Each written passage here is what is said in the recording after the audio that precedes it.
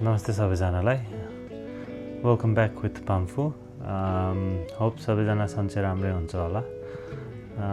आजसम्म जो जतिले भिडियो हेरिदिइरहनु भएको छ धेरै धेरै धन्यवाद धेरै जस्तो चाहिँ मेरो साथीभाइ र परिवारहरूले चाहिँ सपोर्ट गरिदिनु भएको छ जस्तो लाग्छ र जो जति हुनुहुन्छ नयाँ भ्युअर्स उहाँहरूलाई पनि धेरै धेरै धन्यवाद सो आज चाहिँ 1 महिना भएछ मैले भिडियोहरू यसरी हरेक हप्ता हाल्नु थालेको अपार्ट फ्रम एउटा सन्डे चाहिँ मैले हालिनँ सो मेरो प्लान चाहिँ एभ्री सन्डे भिडियो हाल्ने थियो इनिसियली युट्युबमा पोस्ट गर्न थाल्दाखेरि तर जति म भिडियोहरू बनाउँदै हाल्दै गर्दैछु त्यति नै म चाहिँ धेरै कुराहरू सिकिरहेको जस्तो मलाई चाहिँ अनुभव भइरहेको छ सो अहिलेसम्म चाहिँ भिडियो बनाउँदै गर्दाखेरि चाहिँ एउटा कुरा के फिल भइरहेको छ भन्दाखेरि चाहिँ मलाई मैले जति टाइम मैले दिनुपर्ने हो प्रोजेक्ट्सहरूलाई मैले गर्ने कामहरूलाई त्यो चाहिँ मैले त्यति दिनु पाइरहेको छुइनँ सिन्स म चाहिँ एभ्री विक भिडियो रेकर्ड गरेर अनि त्यहाँबाट मिड विकदेखि चाहिँ भिडियो एडिट गर्दै गर्दा अनि भिडियो चाहिँ मेरो एडिट जहिले पनि अहिलेसम्म चाहिँ जहिले पनि सन्डे इभिनिङ तिर सकिन्छ र सकिने बित्तिकै म अपलोड गरिहाल्छु अरू कुनै कुराहरूमा चाहिँ मैले वर्क गर्नु पाइरहेको जस्तो मलाई लागेन सपोज अब अझै लाइक थम्बनेल हैन बेसिक कुरा भन्दाखेरि थम्बनेलमा मैले सोचे जस्तो मैले बनाउनु पाइरहेको छुइनँ किनभने मलाई चाहिँ त्यो सन्डेको हुन्छ नि डेडलाइन राखेको भएको हुनाले चाहिँ मलाई कम्प्लिट गर्नु मन लाग्छ र जसो सक्दो मैले भिडियो बनाएर पोस्ट गरिरहेको छु ठिकै भइरहेछ भिडियो त्यस्तो ब्याड पनि भइरहेको छैन तर एकदम हतार चाहिँ भइरहेछ जस्तो लागिरहेछ मलाई कन्टेन्टहरू पुश गर्दाखेरि सो त्यो चाहिँ म आई थिङ्क अब यो भिडियो पछि चाहिँ म केही स्टेप ब्याक लिएर महिनामा एउटादेखि म्याक्सिमम् 2टा भिडियो चाहिँ युट्युबमा हाल्ने सोचिरहेको छु अनि त्यसपछि चाहिँ म फोकस चाहिँ इनिसियली अहिलेको लागि चाहिँ सोसल मिडियाहरू ग्रो गर्ने स्ट्रक्चर कुनै पनि तरिकाले स्ट्रक्चर छैन मेरो इन्स्टाग्राममा हेर्नुभयो भने खासै स्ट्रक्चर वेमा छैन भन्नुपर्दाखेरि आफूलाई पनि चित्त बुझ्दो खालको तरिकाले मैले गरिरहेको छुइनँ जस्ट किनकि मेरो मोस्ट अफ द टाइम चाहिँ भिडियो प्लान पनि गर्दिनँ तर रेकर्ड गरेर अनि जस्तो रेकर्ड हुन्छ त्यही अनुसारको त्यो रेकर्ड भएको भिडियोलाई चाहिँ एडिट गर्नु खोज्दाखेरि चाहिँ अब जस्तो सक्दो जति क्लिप छ मसँग त्यसलाई चाहिँ एज गुड एज पोसिबल मेरो तरिकाले चाहिँ एडिट गरेर अरू केही नगरी धेरै भिडियो एडिटमा पनि धेरै केही नगरी जस्ट सिक्वेन्सिङ गरेर हुन्छ नि अब कसरी लेआउट गर्ने कसरी स्टोरी बिल्ड गर्ने त्यो कट गर्दै सिक्वेन्समा राख्दै अनि गीत सित हालेर अनि त्यसपछि भिडियो सकाउने मात्र भइरहेको छ त्यसमा पनि टाइम लागिरहेको छ सिन्स मैले यसरी चाहिँ कहिले नि भिडियो बनाएको थिइनँ यो लेभलमा पहिला सोसल मिडियामा यताउति क्यापकट यताउति सानोतिनो भिडियोहरू बनाइरहन्थेँ तर त्यही हो एकदमै यत्रो लामो भिडियोहरू चाहिँ मैले एडिट गरेको थिइनँ अनि एकदम simple edit no colour grading केही नि छैन त्यस्तो अनि साउन्ड ट्र्याक नि खोजेर हाल्यो त्यति नै भइरहेको छ जुन चाहिँ त्यस्तो नराम्रो भएको छैन तर एउटा स्ट्रक्चर चाहिँ छैन भन्नु पर्ला स्ट्रक्चर चाहिँ मैले सोचेको जस्तो या अब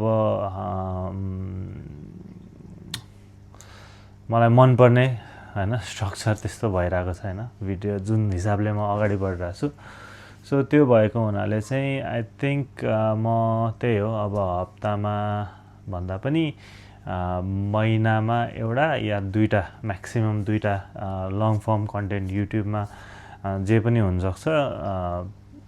आई डोन्ट नो के हुन्छ होइन हेर्दै जाऊँ तर कस्तो खालको भिडियोहरू आउँछ त्यस्तो अब कुन हिसाबको हुन्छ होइन त्यो चाहिँ विल सी बट सोसल मिडियामा चाहिँ अहिले इन्स्टाग्राममा मात्र त्यो आफ्नै युट्युबको लङ फर्म कन्टेन्टको रिल्स जस्तो सानो क्लिप बनाएर हाल्दा छ जुन चाहिँ भिडियोकै पार्ट लाइक लङ फर्म भिडियोकै पार्टहरू जोडिरहेको हुन्छु एनिवेज सो यो भयो अहिलेसम्मको कुराहरू होइन सो अब मैले चाहिँ के कुरा गर्नु टाइम पाइरहेको छुइनँ भन्दाखेरि कुरा गर्दाखेरि चाहिँ पेन्डिङमा चाहिँ मेरो एकदमै धेरै प्रोजेक्टहरू छ मेरो आफ्नो कुरा गर्दाखेरि चाहिँ म चाहिँ प्रोफेसनली चाहिँ म एक्वारिस्ट हो होइन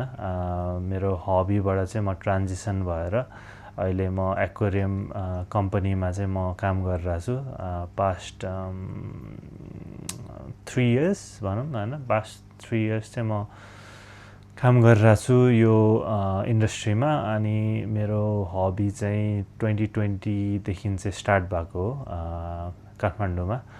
कोभिडको फर्स्ट लकडाउन खोलेपछि चाहिँ त्यहाँदेखि चाहिँ एउटा सानो एक्वेरियमबाट सुरु भएको हो होइन प्रोग्रेस हुँदै गएर चाहिँ म चाहिँ एकदमै इन्टु एक्वेरियम्स अनि फिस किपिङ अनि एभ्रिथिङ रिलेटेड टु एक्वेरियम र नेचर मनपर्ने हुनको कारणले चाहिँ म एकदमै ड्रन भएँ यो हबीमा अनि यहाँ आएपछि चाहिँ आई ट्रान्जिसन्ड इन्टु प्रोफेसनल एक्वारिस्ट सो त्यो भयो मेरो एक्वेरियमको ब्याकग्राउन्ड चाहिँ होइन यो हबीको ब्याकग्राउन्ड चाहिँ अनि अब मेरो अरू इन्ट्रेस्टहरूमा चाहिँ म डिआइवाई गर्ने सकेसम्म आफै गर्ने अब जे केही बनाउनु छ केही गर्नु छ घरमा होम इम्प्रुभमेन्ट प्रोजेक्ट्स यताउतिहरूमा चाहिँ सकेसम्म आफै नै गरौँ जस्तो लाग्छ सिन्स अब यहाँ लेबर पनि महँगो हुन्छ होइन यहाँ सबै कुरा महँगो छ अनि प्लस दाइ र म हामी एउटै ठाउँमा भएको कारणले चाहिँ दाइको पनि इन्ट्रेस्ट छ आफै गर्ने भन्ने डिआइवाईतिर अनि मेरो पनि इन्ट्रेस्ट भएको कारणले दुईजना भएको कारणले चाहिँ हामी सकेसम्म आफै गरौँ यस्तो कामहरू यहाँ बनिङ्स छ जुन चाहिँ एउटा ठुलो हार्डवेयर स्टोर हो जहाँ सबै कुरा एकै ठाउँमा पाउँछ हुन्छ नि डिआइवाईको लागि जे पनि पाउँछ हुन्छ नि बनिङ्समा चाहिँ सो त्यो भएको कारणले नै एकदम सजिलो छ अनि त्यो भएर चाहिँ डिआइवाई प्रोजेक्ट्सहरू गर्ने आफै गर्नुपर्छ भन्ने सोच भएर चाहिँ हामी यहाँ घरमा चाहिँ आफै प्रोजेक्टहरू गरिरहेको हुन्छौँ सो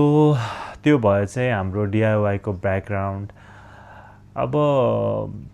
एज आई सेड घरमा चाहिँ धेरै नै प्रोजेक्ट्सहरू छ त्यो चाहिँ पेन्डिङमा छ सो मैले चाहिँ मेरो एभ्री विक यो भिडियोमा डेडिकेट गर्दाखेरि चाहिँ खासै टाइम पाइरहेको छुइनँ सो त्यो भएको कारणले चाहिँ त्यही हो भिडियो एडिटिङ पनि गर्ने तर सकेसम्म चाहिँ महिनाको 1 हप्ता गर्ने होइन एक हप्ता सुट र एडिट गर्ने तर बाँकीको दिनहरू चाहिँ प्रोजेक्ट गर्ने हुन्छ नि सो त्यो गर्ने सोचेको छु अब सोसल मिडियामा पनि आई डोन्ट नो कसरी पोस्ट गर्छु म होइन I need to look into it सकेसम्म आफ्नै पर्सनल प्रोफाइल जस्तो तर त्यही हो डे टु डे बेसिसमा चाहिँ सकेसम्म स्टोरीहरू हुन्छ कि अब हप्तामा 1-2वटा पोस्ट हुन्छ कि अब कसरी हुन्छ आई डोन्ट नो म कसरी अगाडि बढ्छु बट यो चाहिँ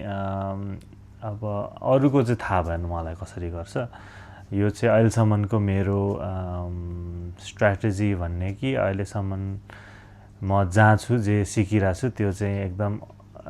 रियलिस्टिक वेमा चाहिँ मैले एक्सप्रेस गरिरहेको हो भनौँ न सो त्यही हो अब आजको भिडियो चाहिँ यस्तै कुराहरू गरेर चाहिँ एउटा क्ल्यारिफिकेसन र म जे कुरामा मान्छु त्यो कुराहरू चाहिँ सेयर गर्नुलाई हो हैन। मेरो बुझाइ चाहिँ के हो भन्दाखेरि यदि मैले आफूलाई एक्सप्रेस गरिनँ भने अरूले कसरी बुझ्छ हैन। So I don't expect anyone to हुन्छ नि कसैले पनि मलाई